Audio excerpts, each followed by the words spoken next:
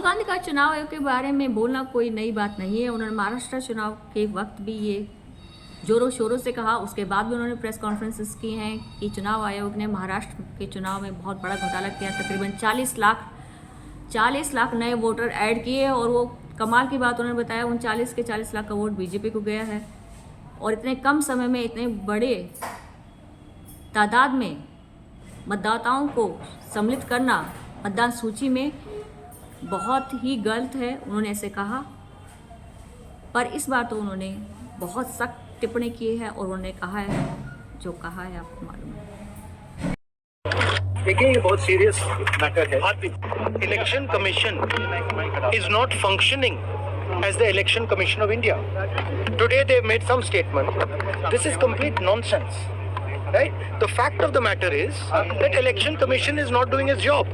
Now we have concrete 100% proof of election commission allowing cheating in a seat in Karnataka. Not 90%.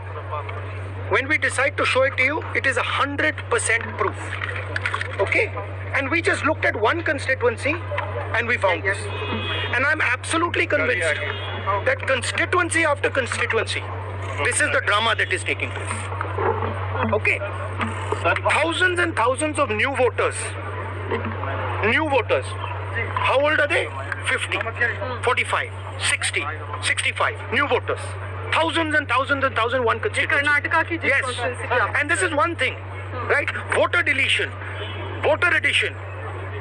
New voters who are 18, who are way above 18. So we have caught them.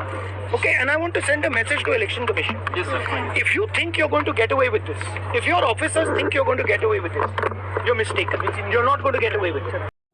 Rahul Gandhi ji ने कहा है कि चुनाव आयोग ने जो जवाब दिया वो बेहद बचकाना है, निरर्थक है। उन्होंने कहा है कि चुनाव आयोग जो है ये जान ले कि अब चुनाव आयोग बचकर नहीं निकल सकता, क्योंकि उनके पास सबूत हैं चुनाव आयोग की हेराफेरी के। वो कह रहे हैं कि उनके सबूत 99 नहीं, 99 नहीं, 100% पुख्ता सबूत विपक्ष के पास हैं कि चुनाव आयोग जो है वो हेराफेरी करता है। उसका हेराफेरी करने का एक उन्होंने बताया सिस्टम है, किस तरह का प्रोसेस है, इसकी उन्होंने जानकारी ले ली है। और कर्नाटक के एक क्षेत्र में उन्होंने इस तरह की जानकारी के पुख्ता सबूत होने के दावे प्रस्तुत किए हैं।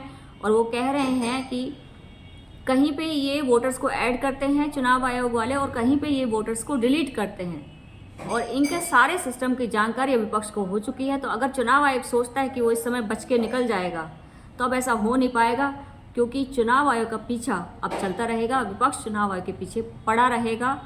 और इससे यही जाहिर हो रहा है कि शायद अब सिस्टम जो है कुछ ठीक होगा।